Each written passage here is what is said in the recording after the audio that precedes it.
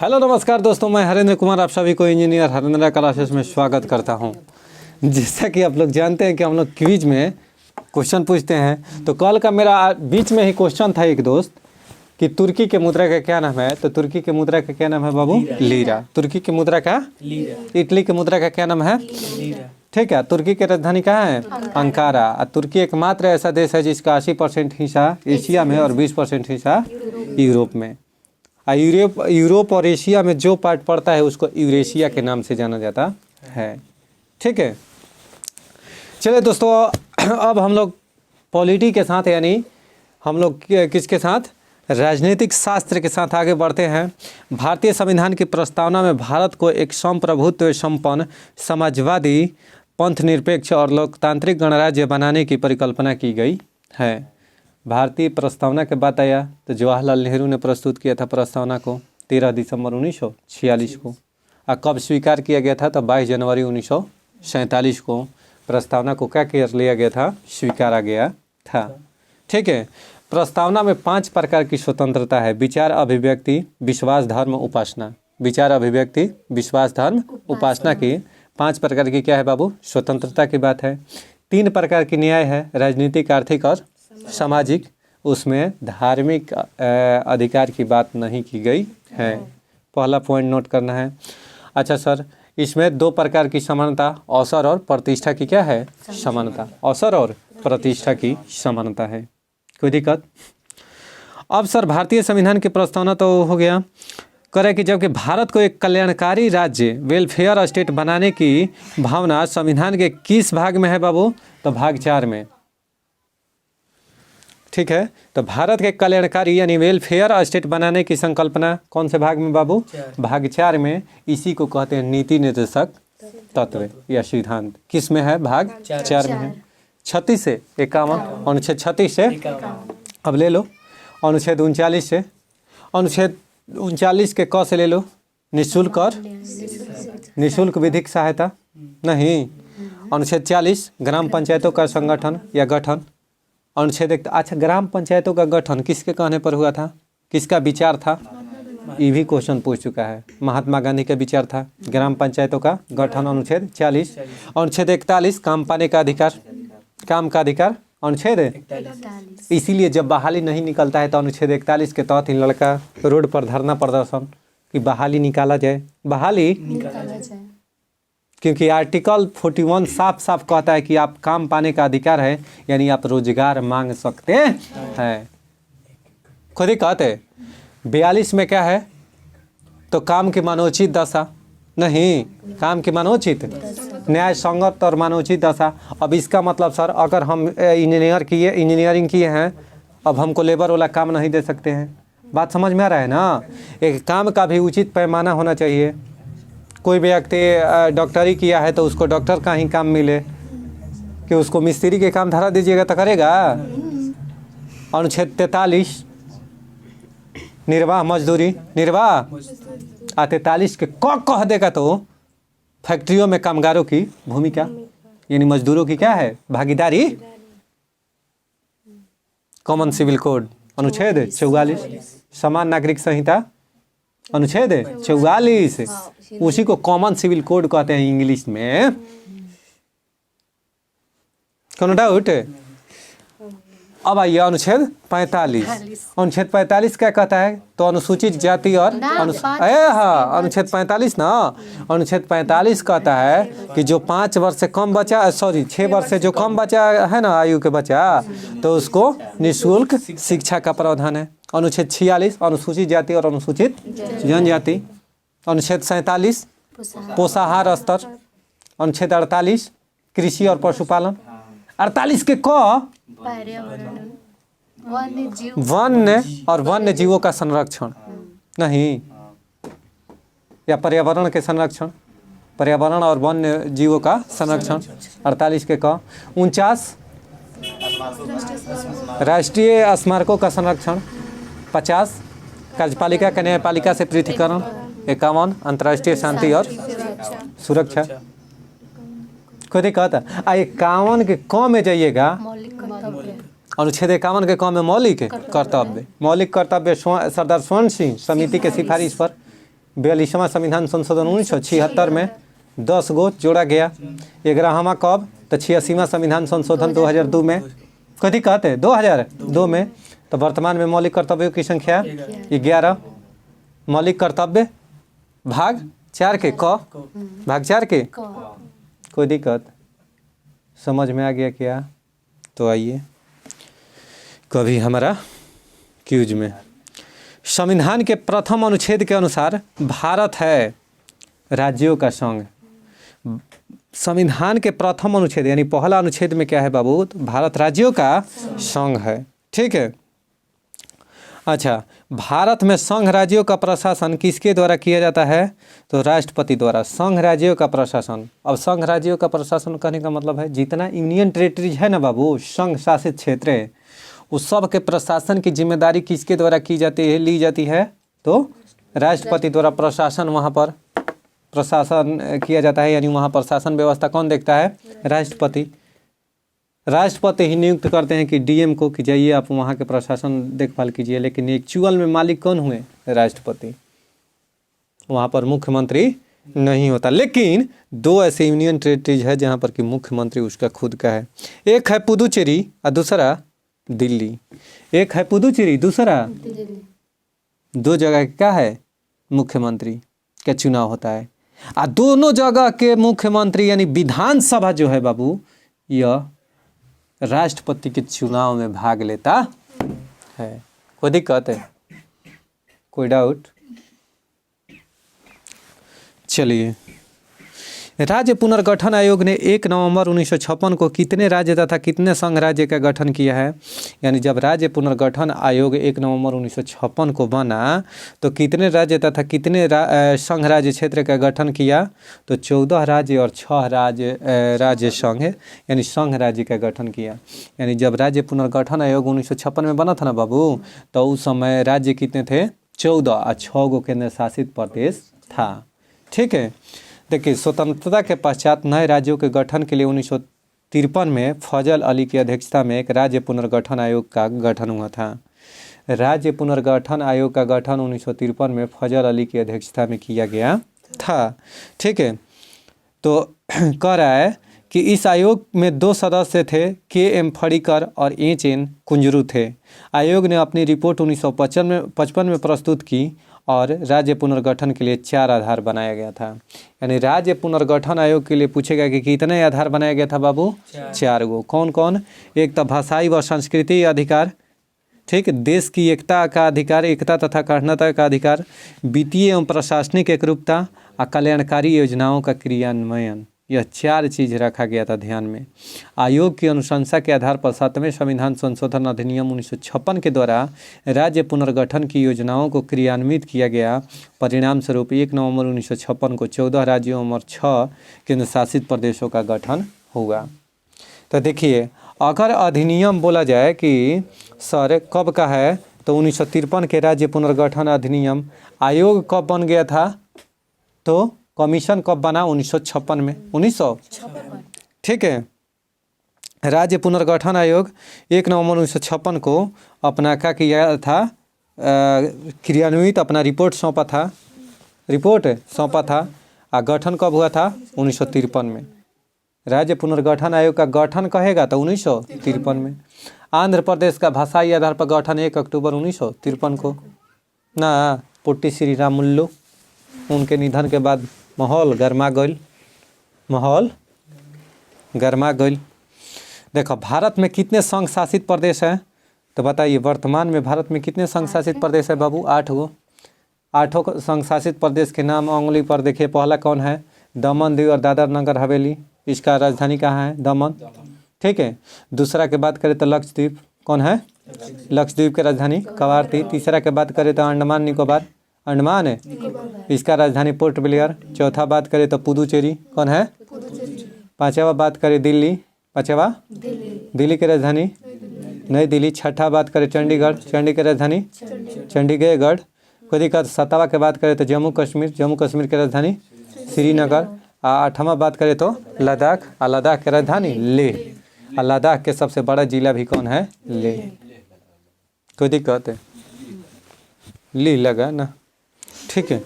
चलिए, भारत में कुल 8 केंद्र शासित प्रदेश है। भारत में कुल 8 केंद्र शासित प्रदेश है। ऐसे दोस्त बोला जाता है, लिख लगा ये सब किया जाता था पहले, ठीक है। आप लोग होंगे भोजपुरी में तो समझ रहे होंगे ये क्या चीज़ है, ठीक है। चलिए, हाँ, इंग्लैंडों में वीडियो जाता है, आइएगा। जम्मू कश्मीर राज्य पुनर्गठन के पश्चात भारत में राज्यों की कुल संख्या कितनी संख्या थी? तो 28। यानी जम्मू कश्मीर राज्य पुनर्गठन के पश्चात, यानी जम्मू कश्मीर जब राज्य बन गया था तब राज्यों की कुल संख्या कितनी हो गई बाबू? 28। कितना राज्य? 2019 के अधिनियम से क्या कर दिया गया था कि जम्मू कश्मीर और लद्दाख 2 राज्यों को बना दिया गया था, केंद्र शासित प्रदेश, ठीक। इसका गठन कब हुआ था? तो 31 अक्टूबर 2019 को जम्मू कश्मीर और लद्दाख का गठन हुआ था, यानी स्थापना हुआ था। राज्यों की स्थापना का क्रम सुनिएगा। नागालैंड का स्थापना कब हुआ था? 1 दिसंबर 1963 को। मेघालय की स्थापना 1972 में हुआ था। कब? 21 जनवरी, ठीक है। और सिक्किम का सर तो 16 मई 1975 को 22वां राज्य कौन है? सिक्किम। अगर पूछेगा कि भारत का सबसे कम जनसंख्या घनत्व वाला कौन है? तो अरुणाचल प्रदेश। और सबसे कम जनसंख्या कह देगा ना तब सिक्किम हो जाएगा। समझ गई? कोई दिक्कत? हाँ, तो देखो, अरुणाचल प्रदेश का गठन कब हुआ था? 1987 में। 1987। कोई दिक्कत है? हाँ, देखिए, भारतीय संविधान के भाग 2 में अनुच्छेद 5 से 11 तक नागरिकता का प्रावधान है। Citizen of India, citizenship of India, यानी सिटीजनशिप के बाद नागरिकता के बात की गई है। अनुच्छेद 5 से 11 तक नागरिकता लोकतंत्रात्मक राज्य व्यवस्था के अपरिहार्य सिद्धांत को कानूनी स्वरूप प्रदान करता है। और नागरिकता कितने प्रकार से ग्रहण किया जा सकता है? 5 प्रकार से। 3 प्रकार से नागरिकता त्यागा जा सकता है। आप भारत से बाहर कितने वर्ष लगातार रहते हैं? 7 वर्ष, तो आपकी नागरिकता क्या हो जाएगी? भारत में कैसी नागरिकता है? एकल नागरिकता। आइए, तो इसमें हम लोग कहाँ पर थे बाबू? नागरिकता तक, ठीक है। यानी 7 वर्ष से बाद। अच्छा, भारत में एकल नागरिकता का प्रावधान कहाँ से लिया गया है? ब्रिटेन से। कहाँ से? ब्रिटेन से। और किस देश में दोहरी नागरिकता है? अमेरिका में। अब दोहरी नागरिकता का मतलब कौन बता देगा? हाँ, यानी दोहरी नागरिकता का मतलब दू गो ना, ई ना भुलाइलो ना। दोहरी नागरिकता के मतलब दोस्त एगो राज्य के, जैसे भारत में हम लोग बिहार में रहते हैं तो बिहार के अलग नागरिकता हो गया, हमारा देश भारत का अलग नागरिकता हो गया। समझ में आ गया ना? तो दोहरी नागरिकता का ये मतलब हुआ ना कि 2 देशों का नागरिकता, जी नहीं, ये भुला कर भी नहीं सोचिएगा। हम लोग भी पहले लड़का पर ये सोच रहे थे, ठीक है, लेकिन जस बढ़े दाढ़ी मोछाया तो पता चला कि ये बात है। भारतीय संविधान नागरिकता प्रदान करता है। भारतीय संविधान नागरिकता प्रदान करता है किस चीज़ का बाबू? तो उपयुक्त में से सभी के आधार पर, यानी जन्म के आधार पर भी और निवास के आधार पर और देशीकरण के आधार पर नागरिकता प्रदान करता है। देखिए, भारतीय संविधान का अनुच्छेद 11 के अनुसार संसद को नागरिकता के संबंध में विधि बनाने की शक्ति प्रदान की गई है। यानी नागरिकता के संबंध में कौन विधि बनाएगा बाबू? संसद विधि बनाएगा, जिसके अंतर्गत संसद द्वारा भारतीय नागरिकता अधिनियम 1955 पारित किया गया। इस अधिनियम को 1986, 1992 और 2003 और 2005 और 2015 में संशोधन किया गया है।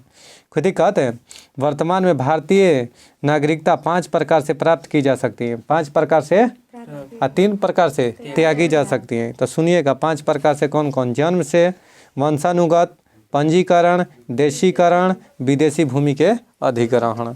ये 5 प्रकार से बाबू नागरिकता हम क्या कर सकते हैं? ग्रहण कर सकते हैं। आप लोग को नागरिकता का क्लास कराए हैं ना, तो पढ़ लीजिएगा, ठीक है। हाँ, यू आर इंटेलिजेंट बॉय की गर्ल। किस देश में दोहरी नागरिकता का सिद्धांत स्वीकार किया गया है? किस देश में दोहरी नागरिकता के सिद्धांत का स्वीकार किया गया है बाबू? तो संयुक्त राज्य अमेरिका का। अब संयुक्त राज्य अमेरिका को देखकर क्या ख्याल आया? संयुक्त राज्य अमेरिका और कनाडा के सीमा पर ईरी झील, ओंटेरियो झील, ईरी ओंटेरियो, ह्यूरोन झील, ठीक है, मिशिगन झील, ये सब कहाँ है? तो यूएसए और कनाडा के सीमा पर। कोई दिक्कत है? विनिपेग झील कनाडा में स्थित है। कनाडा के राजधानी ओटावा, कनाडा के राजधानी कनाडा में ही मॉन्ट्रियल जगह है जहाँ पर 16 सितंबर 1987 को मॉन्ट्रियल प्रोटोकॉल हुआ था जो जैव विविधता से संबंधित है। कोप 15 के द्वारा, कोप 15 का आयोजन कहाँ हुआ था? मॉन्ट्रियल कनाडा में। कोई दिक्कत है? कोप का मतलब होता है कॉन्फ्रेंस ऑफ पार्टीज। कोई डाउट? अब आ जाइए अमेरिका। अमेरिका की बात करें तो अमेरिका यूएसए की राजधानी कहाँ है? Washington DC. Washington DC. New York क्या है? वहाँ के सबसे बड़ा शहर कौन है? न्यूयॉर्क। कोई डाउट है? अमेरिका के सर बात करें तो अमेरिका में क्या है कि वहाँ पर बहुत फेमस माउंटेन है। कौन कौन? रेड, येलो, ब्लू, ये सब जितना आ जाएगा। Black mountain, green mountain, yellow mountain, red mountain, ये सब कहाँ है? अमेरिका में। वहाँ के सबसे लंबी नदी कौन है? उत्तरी अमेरिका के सबसे लंबी नदी कौन है? मिसौरी। वहाँ के दो प्रमुख नदियाँ हैं, एक तो है मिसिसिपी है, दूसरा मिसौरी। तो मिसौरी नदी जो है ना वहाँ के सबसे लंबी नदी है। कोई दिक्कत है? अब वाशिंगटन डीसी किस नदी के किनारे स्थित है? पोटोमैक। पोटोमैक नदी के किनारे कौन है? Washington DC. अब वाशिंगटन डीसी तो सब जानता है, लेकिन पूछ देगा कि डीसी का मतलब उसमें क्या होता है? तो district of Columbia. Washington DC जो दोस्त होता है ना, तो उसमें डीसी का मतलब होता है डिस्ट्रिक्ट ऑफ कोलंबिया। अमेरिका कब स्वतंत्र हुआ था? 4 जुलाई 1776। 4 जुलाई 1700। अमेरिका में लिखित संविधान कब लागू हुआ था? 1779 को। 1700। नेपोलियन का जन्म 1769 नहीं, नेपोलियन का जन्म 1769 में। आइए, किस देश में दोहरी नागरिकता का सिद्धांत स्वीकार किया गया है? तो अमेरिका हो गया। ठीक, सुनिए, भारतीय संविधान के किस भाग में नागरिकों के मौलिक अधिकार का उल्लेख किया गया है? मौलिक अधिकार अनुच्छेद 12 से 35 भाग 3 में। भाग 3। कोई दिक्कत है? अनुच्छेद 14 में क्या है? समता या समानता के अधिकार। 15 में आर्टिकल 15 में भी आया था, जाति, धर्म, जन्म स्थान के आधार पर भेदभाव करना क्या है? प्रतिषेध है, निषेध है। आप ये नहीं कह सकते हैं कि आप अलग कास्ट के हैं, हम अलग कास्ट के हैं। जाति के आधार पर, धर्म के आधार पर, वंश के आधार पर, ये सब के आधार पर, या भूमि के ये जन्मभूमि के आधार पर आप बंद नहीं कर सकते हैं। आइए, तो अनुच्छेद 15 में था। 16 में क्या है? अवसर के समानता। उपाधियों का मारेंगे ना। कहाँ है बाबू? अनुच्छेद 16 में अवसर की समानता। कोई दिक्कत है? बताइए। अनुच्छेद 17 में अस्पृश्यता का अंत, छुआछूत जिसको कहते हैं। अनुच्छेद 18 उपाधियों का अंत। अनुच्छेद 18 के तहत भारत रत्न, पद्म विभूषण, पद्म भूषण, पद्म श्री अवार्ड दिया जाता है। कोई दिक्कत? अनुच्छेद 19 स्वतंत्रता की बात करता है, धार्मिक नहीं। अनुच्छेद 19 स्वतंत्रता। 19 के ए में बोलने की स्वतंत्रता, प्रेस की स्वतंत्रता। बी में कहीं भी आप जाकर इकट्ठा बिना हथियार के शांतिपूर्ण आंदोलन करने की स्वतंत्रता। और सी में संगठन बनाने की, संघ बनाने की स्वतंत्रता। डी में सर भारत के किसी भी राज्य में भ्रमण करने की स्वतंत्रता। ई में सर बात करें तो भारत के किसी भी राज्य में बसने की स्वतंत्रता। एफ में बात करें तो एफ में संपत्ति के अधिकार। अब हट गया उसको, संपत्ति के अधिकार को हटा करके 300 के ए में डाल दिया गया। एक बार जी में बात करें तो भारत के किसी भी राज्य में जाकर आप जीविकोपार्जन चला सकते हैं, कोई भी व्यापार। ये नहीं है कि हम, हाँ पाल जी है तो हम अपना काम करेंगे, शाह जी है तो समोसा छानेंगे, ऐसा कुछ बात नहीं है। समझ में आ गया ना? कोई दिक्कत है? ऐसा कोई, हाँ ऐसा कोई बात नहीं है। समझ में आ गया? यानी जो कोई भी है फ्रीडम है। 20 में क्या है? अपराधों के संबंध में दोष सिद्धि के संबंध में ना, कोई भी अपराध करते हैं तो अपराध करते हैं तो उस समय जो कानून है वही सजा का प्रावधान होगा, न कि बाद में और पहले। कोई दिक्कत? अगर ट्रक ड्राइवर आज से 2 साल पहले ठोकले हुई तो उहे कानून के तहत सजा मिली जौन 2 साल पहले हुई। न कि जो हिट एंड रन कानून जो अभी चर्चा में चला था दोस्त चक्का जाम ये वाला उस पर इम्प्लीमेंट होगा नहीं, ऐसा नहीं होगा। समझ में आ गया ना। तो ये सब है कि मतलब कि अपराध या दोष आप जो भी करते हैं तो उसकी सजा का प्रावधान अनुच्छेद 20, इसीलिए अनुच्छेद 20 और 21 आपातकाल के दौरान छीना नहीं जा सकता। इन के आपातकाल लागल बा आ फल्ला के गर्दन काट देनी, फल्ला के गर्दन, यानी कहने का मतलब उस समय भी अगर अपराध कीजिएगा तो आपको अपराध की सजा दिया जाएगा। अनुच्छेद 21 जीवन जीने की स्वतंत्रता, प्राण और दैहिक स्वतंत्रता, यानी आप जीवन जी सकते हैं, आपकी स्वतंत्रता है। कोई कहे कि आजाद तारीख काटम तो कहो कि ना भैया हमारा के जिए के स्वतंत्रता बा, जीने की स्वतंत्रता है।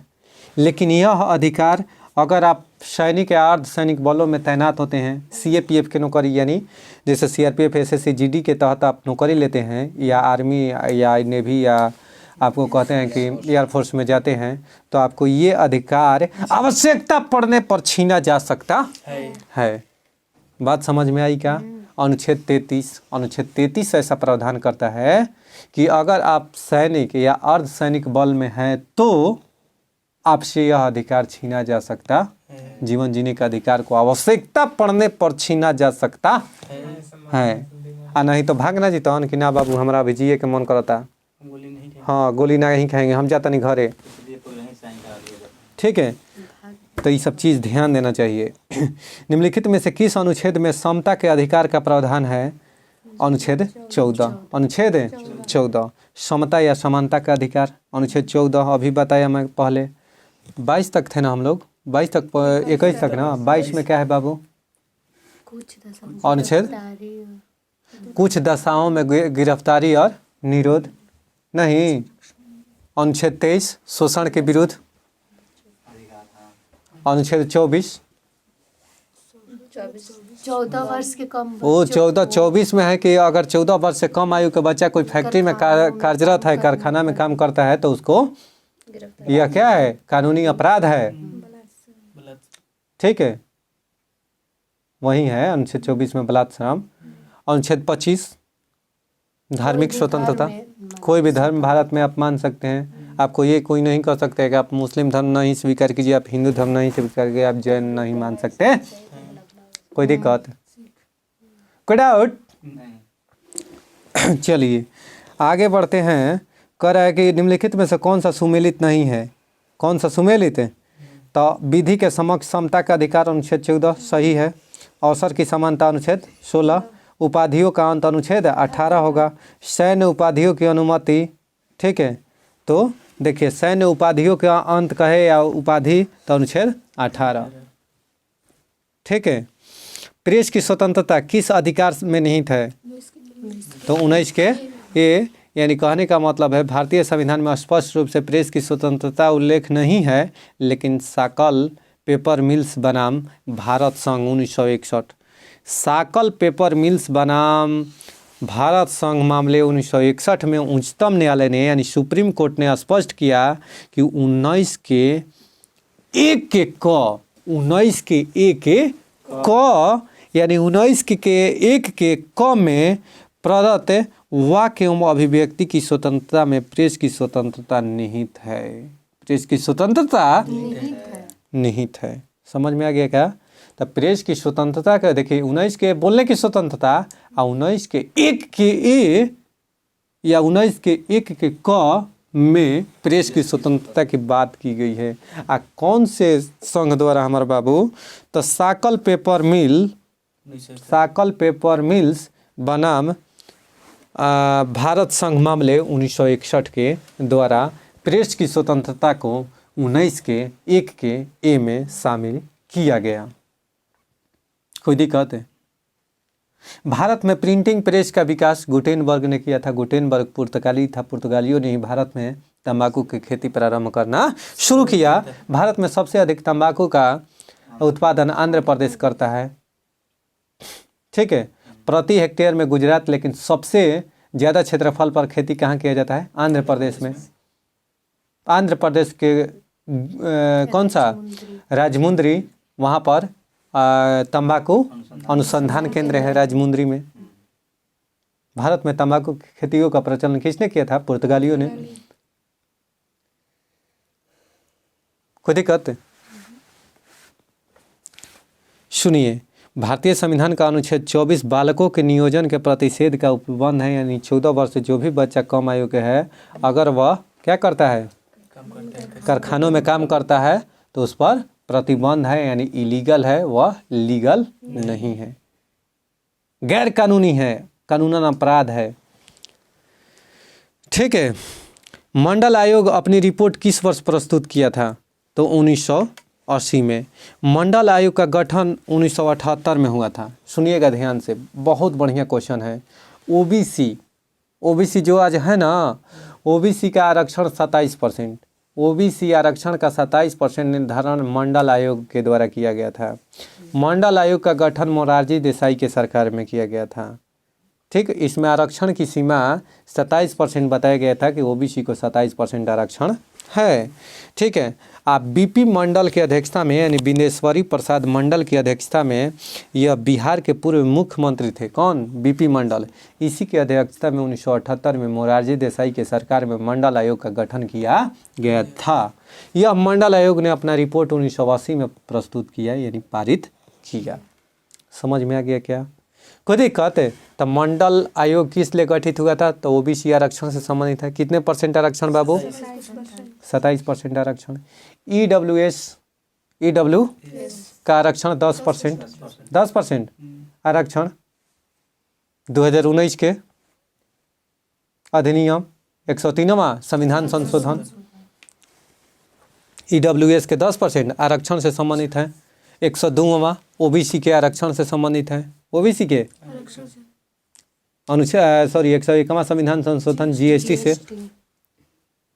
101वां संविधान संशोधन जीएसटी से संबंधित है। जीएसटी का full form goods and services tax 2016 के अधिनियम। जीएसटी कब का अधिनियम है? 2016 से। 1 जुलाई 2017 में जीएसटी लागू हुआ था। और जीएसटी भारत के किस राज्य में सर्वप्रथम लागू हुआ था बाबू? असम में। और किस देश में सर्वप्रथम? तो फ्रांस में। अब भारत में जीएसटी मॉडल कह देगा कि भारत में जीएसटी मॉडल किस देश का है? तो कनाडा के। कौन? कनाडा। जीएसटी मॉडल कौन सा है?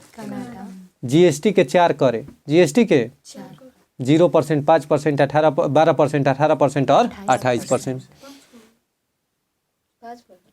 0% हटा दीजिए, जैसे 5%, 12, 18, 28। ठीक है।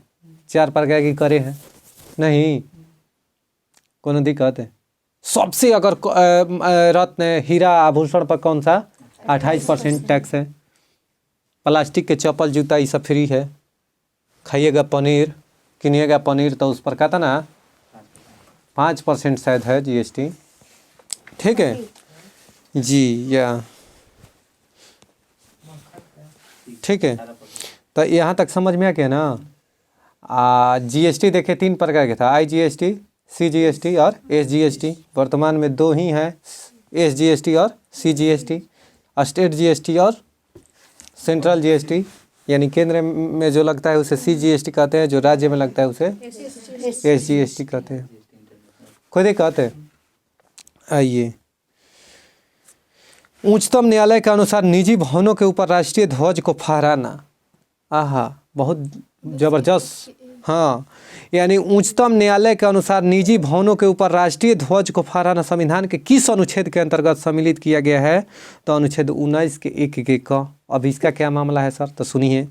नवीन जिंदल बनाम भारत संघ 2004, यानी नवीन जिंदल बनाम भारत संघ 2004 ईस्वी में मामले में उच्चतम न्यायालय ने, यानी सुप्रीम कोर्ट ने ऐसा निर्णय दिया कि निजी भवनों के ऊपर, यानी आप अपना घर जो है आपका, आप अपने घर के ऊपर राष्ट्रीय ध्वज फहरा सकते हैं। आपको यह अधिकार देता है 19 के 1 के क। आपको पुलिस आकर कहा, ए आज़ाद आप झंडा उतारो, कौन कहा तुमको फहराने के लिए? तो कहिएगा कि अनुच्छेद 19 के 1 के क पढ़ लीजिए साहब। तो कहना रे बाप लइका पढ़ल बा, लइका चल दिहन। बात समझ में आ रहा है ना? यानी आप अपना देखो, नौकरी अलग चीज़ है दोस्त। नौकरी हो और न हो, कम से कम एक अच्छा वेल आप इंसान नागरिक तो इस देश का बन सकते हैं, आप अपना राइट तो समझ सकते हैं। हाल क्या हुआ है, संविधान को पर्चा बांटा गया है, कहाँ पर, केरल में। हर गांव में, हर घर में संविधान पढ़ाया जा रहा है। किस लिए सर? अपना राइट जानने के लिए, अपना राइट जानने के लिए। शोषण होता था पहले बहुत, प्रशासन अधिकारी बहुत शोषण करते थे। आज समाज पढ़ लिख गया, नेता बहुत शोषण करता था। समझ में आ गया ना? आप अगर बैंक में जाते हैं, अगर आपसे कर्मचारी कह रहा है कि हम लोग नाश्ते पर हैं, ये अलाउड नहीं है, ये अलाउड है।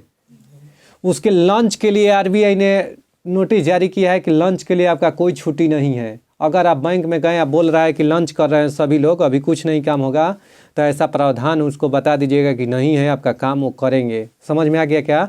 आरबीआई एक्ट अपना जारी किया है, इसके तहत कर्मचारियों को 1 बाई 1 करके जाके खाना है। जैसे मान लीजिए 4 कर्मचारी हैं ना, तो उसमें 2 जाकर खाना खाएंगे, तो 2 अपना काम करेंगे, करते रहेंगे। फिर वो 2 आएंगे तो ये 2 जाकर खाना खाएंगे। समझ में आ गया ना? तो ये आरबीआई ने एक स्पेशल जारी किया है। ये सब अधिकार जानिए, जनहित में जारी रखिए। कोई दिक्कत है? चलिए दोस्तों, इतना ही पर अपनी भाषण को समाप्त करते हुए अगले सब्जेक्ट की ओर बढ़ते हैं। चलिए दोस्त, the first India war, the first Indian वार किसने लिखा था बाबू? तो विनायक दामोदर सावरकर। विनायक दामोदर सावरकर। इसी को बीडी सावरकर के नाम से भी जाना जाता है, शॉर्ट में, संक्षिप्त में। आनंद मठ के रचना किसने किया था? बंकिम चंद्र चटर्जी। अच्छा जी। देवी चौधरानी की रचना किसने किया था? बंकिम चंद्र चटर्जी ने। लाइफ डिवाइन के श्री अरविंद घोषो, इनको योगी के नाम से जानते हैं, योगी। साधना के लेखक कौन है बाबू? तो रविंद्रनाथ टैगोर। साधना के लेखक कोई दिक्कत है? झंडा गीत किसने लिखा है? तो श्यामलाल पार्षद। झंडा गीत किसने लिखा है? श्यामलाल पार्षद। हाँ, झंडा गीत यानी विजय विश्व तिरंगा प्यारा को कहते हैं क्या चीज़? झंडा गीत। यह किसने लिखा है बाबू? तो श्यामलाल गुप्ता पार्षद। भारत के ध्वज गीत यानी झंडा गान के रचयिता कौन है? तो श्यामलाल गुप्ता पार्षद। ये पेपर में कई बार क्वेश्चन पूछ चुका है। राष्ट्रगीत, ऐ मेरे वतन के लोगों जरा याद करो कुर्बानी दे हुए हैं उनकी, जरा याद करो कुर्बानी। तो ये इस जो यह गीत है किस कवि के द्वारा लिखा गया है? तो प्रदीप द्वारा। ऐ मेरे वतन के लोगों जरा याद करो कुर्बान, जरा आँखों में भर लो पानी, जो शहीद हुए हैं उनकी जरा याद करो कुर्बानी। तो ऐ मेरे वतन के लोगों एक हिंदी देशभक्ति गीत है जिसके रचयिता प्रदीप है। ठीक है। जन्मे कवि, उज्जैन में जन्मे कवि, यानी इनका जन्म उज्जैन में हुआ था। प्रदीप का मूल नाम रामचंद्र नारायण जी द्विवेदी था। 1962 में भारत चीन युद्ध के दौरान शहीद हुए सैनिकों की श्रद्धांजलि में यह गीत गाया गया था। ऐ मेरे वतन के लोगों। क्यों मरना है? क्यों मरना है? कैसे है? मरना है तो मरो वतन के लिए, नहीं। कवि इकबाल जिन्होंने सारे जहां से अच्छा हिंदुस्तान हमारा लिखा, भारत के किस स्थान से संबंधित है? तो पंजाब से। कवि इकबाल जो थे बाबू, मोहम्मद इकबाल, इनका जन्म 1877 में ब्रिटिश भारत के पंजाब के सियालकोट में हुआ था बबुआ, जो कि अब पाकिस्तान में है। इन्होंने सारे जहां से अच्छा हिंदुस्तान हमारा लिखा था। किसने? मोहम्मद इकबाल ने। ये कहाँ के रहने वाले थे? तो पंजाब के। इनका जन्म कब हुआ था? 1877 में। प्रसिद्ध गीत सारे जहां से अच्छा हिंदुस्तान हमारा की रचना किसने किया था? तो मोहम्मद इकबाल। सारे जहां से अच्छा हिंदुस्तान की रचना। मजहब नहीं सिखाता आपस में बैर रखना, मजहब नहीं सिखाता आपस में बैर रखना, यह पंक्ति किसने रचना की थी इस पंक्ति का? तो मोहम्मद इकबाल ने। उसने मजहब कहा था मोहम्मद इकबाल ने कि मजहब कभी आपस में बैर रखने के लिए नहीं सिखाता है। ठीक है। मदर इंडिया की रचना कौन है? Catherine Mayo. कौन है? Catherine Mayo. ब्रिटिश उपनिवेशवाद के विरुद्ध भोजपुरी में लोकप्रिय कविता फिरंगिया लिखने वाले कवि का क्या नाम था? तो मनोरंजन। क्या है? मनोरंजन। यानी ब्रिटिश उपनिवेशवाद के दौरान भोजपुरी कविता फिरंगिया के लेखक मनोरंजन प्रसाद सिंह थे। मनोरंजन प्रसाद सिंह थे। इस कविता पर भारत में प्रतिबंध लगा दिया गया था। समझ में आया गया? यह UPRO ARO 2021 में क्वेश्चन पूछ चुका है। मैं अनिश्वरवादी क्यों हूँ शीर्षक पुस्तक के लेखक कौन है? तो भगत सिंह। कौन है बाबू? भगत सिंह। समझ में आ गया? भारत के स्वदेशी आंदोलन के दौरान लिखे गए गीत अमार सोनार बांग्ला ने बांग्लादेश को उनके राष्ट्रीय जैसे स्वतंत्रता संग्राम में प्रोत्साहित किया और उसे बांग्लादेश के राष्ट्रीय गान के रूप में अपनाया। यह गीत किसने लिखा था? रविंद्रनाथ टैगोर। ठीक है। 1972 में बांग्लादेश ने राष्ट्रगान के रूप में अपना लिया। 1971 में बांग्लादेश स्वतंत्र हुआ। 1971 में बांग्लादेश, अब 72 में राष्ट्रगान के रूप में अमार सोनार बांग्ला को स्वीकार कर लिया। अमार सोनार बांग्ला के रचयिता कौन है? रविंद्रनाथ टैगोर। जन गण मन किसने लिखा था बाबू? रविंद्रनाथ टैगोर। गोल्डन थ्रेशोल्ड किसका रचना है बाबू? तो सरोजनी नायडू। Golden threshold. ठीक है। इसके यह IAS में क्वेश्चन पूछा है 2009। IAS प्री में 2009 में गोल्डन थ्रेशोल्ड नामक ये कविता संग्रह के रचयिता कौन है? सरोजनी नायडू। इनमें से कौन है अंग्रेजी अनुवादित प्राचीन भारतीय धार्मिक गीति काव्य सॉन्ग फ्रॉम प्रिजन से संबंधित है? तो मोहनदास करमचंद गांधी। यानी इनमें से कौन अंग्रेजी में अनुवादित प्राचीन भारतीय धार्मिक गीति काव्य सॉन्ग्स फ्रॉम प्रिजन से संबंधित है? तो मोहनदास करमचंद गांधी। कौन बाबू? Mohandas Karamchand Gandhi. Landmarks in India constitution and national development नामक पुस्तक के लेखक कौन है? तो गुरुमुख Nihal Singh. Gurmukh ji, Gurmukh Nihal Singh landmarks in Indian constitution and national development नामक पुस्तक के लेखक हैं गुरुमुख निहाल सिंह। कांग्रेस प्रेसिडेंशियल एड्रेसेज के संस्थापक कौन है बाबू? तो GN नटेशन। GN नटेशन। निम्नलिखित में से कारागारों में से किस एक में पंडित जवाहरलाल नेहरू ने अपनी प्रसिद्ध पुस्तक डिस्कवरी ऑफ इंडिया लिखी थी? तो अहमदनगर फोर्ट जेल में। यह देखिए 4 बार पेपर में पूछा है। 4 बार पेपर में पूछा है। ठीक है, कि जवाहरलाल नेहरू ने कहाँ पर डिस्कवरी ऑफ इंडिया लिखा था? तो अहमदनगर फोर्ट जेल में। अहमदनगर फोर्ट जेल में क्या लिखा था? डिस्कवरी ऑफ इंडिया, भारत की खोज। भारत की सुनिए, लेडी कैथरीन मेयो ने किसकी रचना किया था? मदर इंडिया के। फ्रीडम एट मिडनाइट के रचना किसने किया था? The Larry Collins and Dominique Lapierre. Dominique Lapierre ने फ्रीडम एट मिडनाइट की रचना किया था। Guilty man of India's partition, इसके लेखक कौन है? गिल्टी के राम मनोहर लोहिया। राम मनोहर लोहिया जयंती 23 मार्च को राम मनोहर। 23 मार्च को ही भगत सिंह, सुखदेव, राजगुरु, भस्सुरा की मृत्यु 23 मार्च 1931। शहीदी दिवस। Jawaharlal Nehru discovery of India, Bharat की खोज लिखे थे। बंदी जीवन किसने लिखा था? Sachindra Sanyal. Bandi Jivan. Mountain and the partition of India पुस्तक के लेखक कौन है? तो Larry Collins and Dominique Lapierre. Mountbatten and the partition of India के लेखक कौन है? तो Larry Collins and Dominique Lapierre. Journey through the kingdom of Awadh in the year 1849 से 50 रिपोर्ट किसके द्वारा लिखी गई थी? तो WH स्लीमैन। WH स्लीमैन द्वारा लिखी गई है। इंडिया वार ऑफ इंडिपेंडेंस 1857 के पुस्तक कौन लिखे थे? तो BD सावरकर। चलिए दोस्त, आगे अब हम लोग बढ़ते हैं। चलिए दोस्त, कर्णपुरा प्रसिद्ध कोयला क्षेत्र झारखंड में स्थित है। कर्णपुरा प्रसिद्ध कोयला क्षेत्र कहाँ पर स्थित है बाबू? झारखंड में स्थित है, जबकि अन्य स्थल मानचित्र में लगो, ये तो मानचित्र वाला है, यानी कर्णपुरा प्रसिद्ध कोयला क्षेत्र कहाँ पर है? झारखंड में है। झारखंड की राजधानी बाबू रांची। रांची जो है, रांची के बीचों बीच से कौन सी रेखा गुजरती है? कर्क रेखा।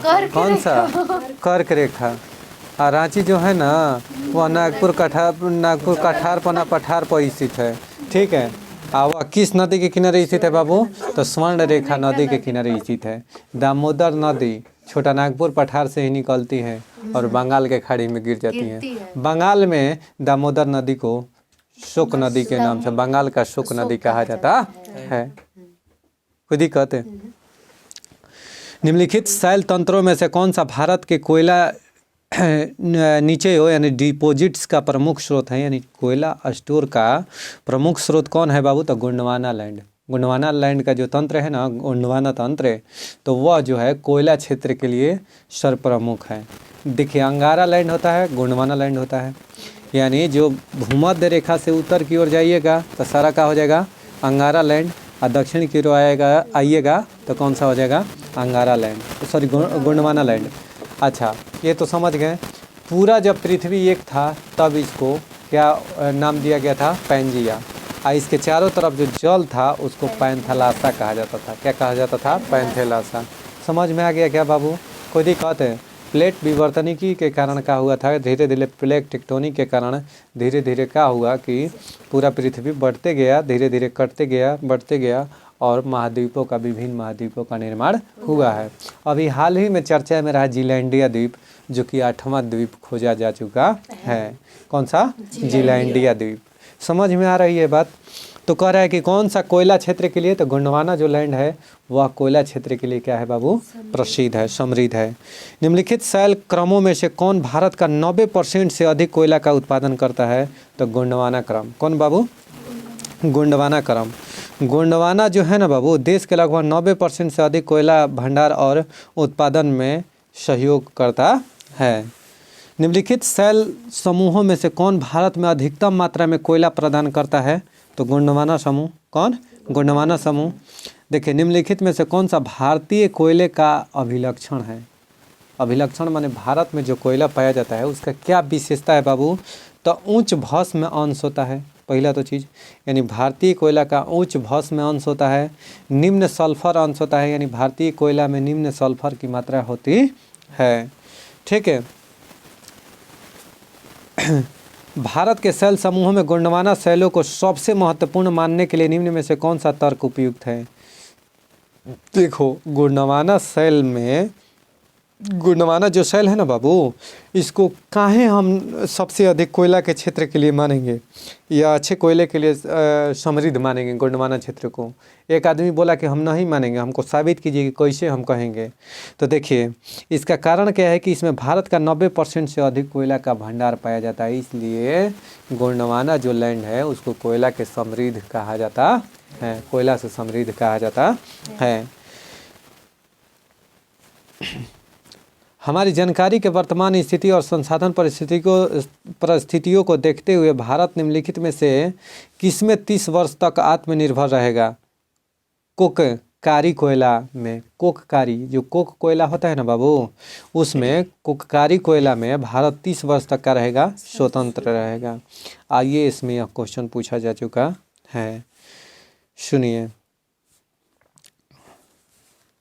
भारत में 2 अग्रगण्य कोयला उत्पादक राज्य कौन कौन सा है? तो पहला झारखंड और दूसरे स्थान पर छत्तीसगढ़। सबसे ज़्यादा कोयला का उत्पादन कहाँ होता है? झारखंड से, और दूसरे स्थान पर कौन है बाबू? छत्तीसगढ़। ठीक है। कोयला उत्पादन में राज्यवार घटते क्रम माने सबसे पहले बड़ा में कौन है सर? तो बिहार यानी झारखंड। ठीक है। और उसके बाद में कौन सा हो गया? छत्तीसगढ़। उसके बाद में मध्य प्रदेश, फिर पश्चिम बंगाल। ठीक है। आइए, भारत के निम्न में से कौन सा सर्वप्रमुख कोयला उत्पादक है? तो ओडिशा। अगर इसमें देखिए झारखंड नहीं दिया है, आंध्र प्रदेश है, मध्य प्रदेश और पश्चिम बंगाल और ओडिशा, तो इसमें ओडिशा हो जाएगा, ओडिशा हो जाएगा। ठीक है। सर्वप्रमुख उत्पादन कोयला उत्पादन कौन करता है? ओडिशा। भारत में कोयले का सर्वाधिक उत्पादन किस राज्य में होता है? तो उड़ीसा में। भारत में कोयले का सर्वाधिक उत्पादन कह देगा कि किस राज्य में होता है? उड़ीसा में। अगर कहे कि संचित भंडार किस राज्य में सबसे अधिक? तो झारखंड में। उसके बाद छत्तीसगढ़ में। तो सर्वप्रमुख कोयला उत्पादक कौन है? तो उड़ीसा। और सर्वाधिक उत्पादन कौन करता है बाबू? उड़ीसा ही। संचित भंडार कहाँ है? झारखंड। उसी तरीके से तांबा अगर कह दे कि सबसे ज़्यादा संचित भंडार कौन है? राजस्थान। राजस्थान। लेकिन अगर उत्पादन में कह देगा तो मध्य प्रदेश। तांबा उत्पादन में नंबर 1 पर कौन है? मध्य प्रदेश। और संचित भंडार में राजस्थान है। जावर की खाने, चांदी तांबे के लिए प्रसिद्ध है। कहाँ है? राजस्थान। राजस्थान में जिलों की संख्या 50। कितना? 50। राजस्थान की राजधानी जयपुर। और जयपुर को पिंक सिटी के नाम से जाना जाता है, पिंक कलर। ठीक है। भारत के सर्वाधिक कोयला भंडार पाए जाते हैं तो झारखंड में। भारत में सर्वाधिक कोयला पाए जाते हैं तो झारखंड में। कोई दिक्कत है? सुनिए, देश में कुल कोयला उत्पादन में झारखंड की कितनी भागीदारी है बाबू? तो देश की कुल कोयला उत्पादन में झारखंड की 18.48% की है, यानी 18.48% की भागीदारी है। कोयला में 3 अग्रणी उत्पादक कौन कौन सा है बाबू? तो सबसे पहले छत्तीसगढ़, उसके बाद में अवरोही क्रम। अवरोही क्रम माने क्या होता है? घटते क्रम। घटते क्रम में क्या होता है? सबसे पहले ज़्यादा वाला। ठीक है। तो देखिए यह कहा है कि कोयले के 3 अग्रणी उत्पादक में तो सबसे ज़्यादा छत्तीसगढ़, फिर दे रहा है उड़ीसा, और उसके बाद में झारखंड। उसके बाद में झारखंड। 2018 के बाद आंकड़ा बदल गया है बाबू। 2018 के बाद देखिए छत्तीसगढ़ नंबर 1 पर हो गया है, उड़ीसा 2 पर हो गया है उत्पादन में, झारखंड 3 पर हो गया है। ठीक। दामोदर घाटी जो है बाबू, दामोदर घाटी वह बराकर जो नदी है ना, कौन है? सॉरी, कोयला उत्पादक क्षेत्र है, कोयला खदान। तो दामोदर घाटी में बराकर जो खदान है ना, वह कोयला उत्पादन के लिए प्रसिद्ध है। दामोदर घाटी तो कोयला उत्पादन के लिए प्रसिद्ध है, लेकिन कोयला खदान का क्या नाम है बाबू दामोदर घाटी में? तो बराकर। कौन? सोन घाटी में उमरिया। सोन घाटी में उमरिया। कोई दिक्कत है? गोदावरी घाटी में सिंगरेनी। सिंगरेनी। महानदी घाटी में तलचर। तलचर कहाँ है? उड़ीसा में। महानदी कहाँ है? उड़ीसा में ही। तो महानदी घाटी में तलचर जो क्षेत्र है ना, वह कोयला के लिए प्रसिद्ध है। तो आपसे पूछेगा कि तलचर किस लिए प्रसिद्ध है? पूछता है कि तलचर किस लिए प्रसिद्ध है, दूसरे तलचर किस राज्य में स्थित है? तो कोयला उत्पादन के लिए कहाँ स्थित है तलचर? उड़ीसा में। बहुत सुंदर। कोरबा कोयला क्षेत्र कहाँ है बबुआ? छत्तीसगढ़ में। पेपर में हजारों बार धुआंधार जलप्रपात। कौन नदी पर? नर्मदा नदी पर। बहुत सुंदर।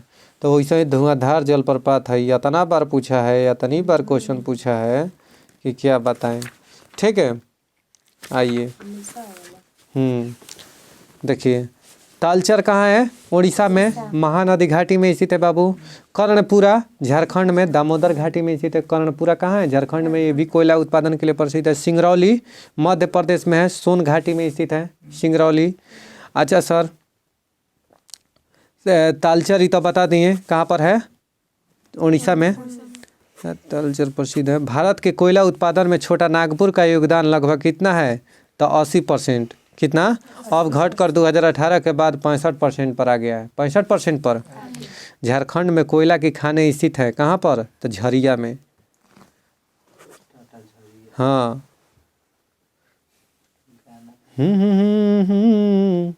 फेंक दिहल थरिया बलम गइले झरिया।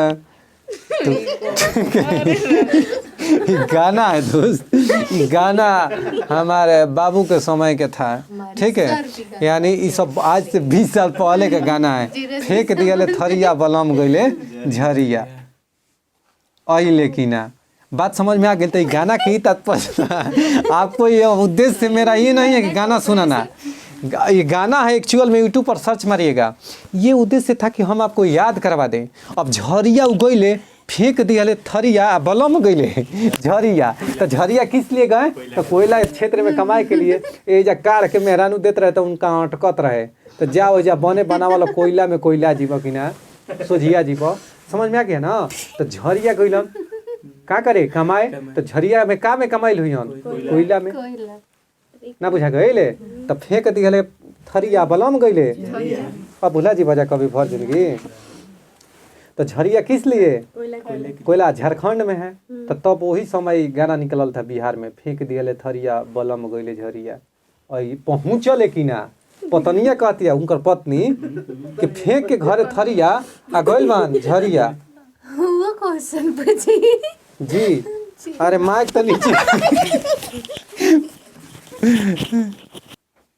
चलिए दोस्त, निम्नलिखित में से कोयला क्षेत्रों में किसके कोयला भंडार सर्वाधिक है? तो झरिया और रानीगंज। कहाँ पर? झरिया और रानीगंज। ठीक है, झरिया और रानीगंज में बाबू क्या है? तो कोयला के लिए प्रसिद्ध है। तो झरिया भूलाइएगा कभी नहीं। और रानीगंज भी प्रसिद्ध है कोयला के लिए। ठीक है, और रानीगंज कहाँ है? पश्चिम बंगाल में है बाबू। ठीक, देखिए झारखंड में झरिया मुख्यतः क्या पाया जाता है? झरिया में तो कोयला। ठीक है, झरिया में कोयला क्षेत्र निम्नलिखित राज्यों में से किस में अवस्थित है? तो झारखंड में। झरिया में कोयला क्षेत्र निम्नलिखित राज्यों में से किस में अवस्थित है? तो झारखंड में। भारत में लिग्नाइट कोयले का सर्वाधिक जमाव पाया जाता है किस राज्य में? तो तमिलनाडु में। अगर पूछेगा कि लिग्नाइट कोयला भारत के किस राज्य में सबसे अधिक भंडारित है? तो कहाँ पर बाबू? तमिलनाडु में। लिग्नाइट कोयला का सबसे बड़ा क्षेत्र कौन सा है? तो नेवेली। कौन है? नेवेली। हाँ, कुड्डालोर जनपद में स्थित है नेवेली। ठीक है, कुड्डानोर, तमिलनाडु के कुड्डानोर में नेवेली स्थित है। कोई दिक्कत है? लिग्नाइट कोयले का सर्वाधिक भंडार और उत्पादन दोनों तमिलनाडु शीर्ष पर है। विश्रामपुर, अरे बाप रे बाप, विश्रामपुर चोर के लिए प्रसिद्ध है। इन्हीं है दोस्त। ठीक है, हम लोग तरफ भी विश्रामपुर है। तो विश्रामपुर किसके खनन के लिए प्रसिद्ध है? तो कोयला के लिए। किस लिए? हाँ ठीक है, तो विश्रामपुर किसके लिए खनन के लिए प्रसिद्ध है? तो कोयला खनन के लिए प्रसिद्ध है, याद रखिएगा। विश्रामपुर छत्तीसगढ़ में स्थित है। कहाँ पर? छत्तीसगढ़ में स्थित है। किस राज्य में लिग्नाइट कोयला का विशाल भंडार है? तो तमिलनाडु में। अच्छा सुनिए, कोयले का अंतर्राज्यीय परिवहन रेलवे द्वारा संपन्न किए जाने वाले परिवहन का एक प्रमुख घटक है। अब बंगाल झारखंड कोयले की खाद्यान्य पश्चिमोत्तर राज्यों की कोयले की आपूर्ति का प्रमुख स्रोत है। बहुत दोनों कथन सही है। बहुत बहुत शुक्रिया दोस्त। यहीं पर हम क्यूज को समाप्त करते हैं। उम्मीद करते हैं कि यह क्यूज आज का ज़बरदस्त जिंदाबाद और सुप्रसिद्ध फेमस लगा होगा। तो इस क्यूज को हम चाहेंगे कि आप ज़्यादा से ज़्यादा लोगों के पास शेयर ज़रूर करें। 5000 जरूर हमारा सब्सक्राइबर बनाएं और लाइक बटन तनिक कचकचा के दबाइए तो आज एकदम ठीक है।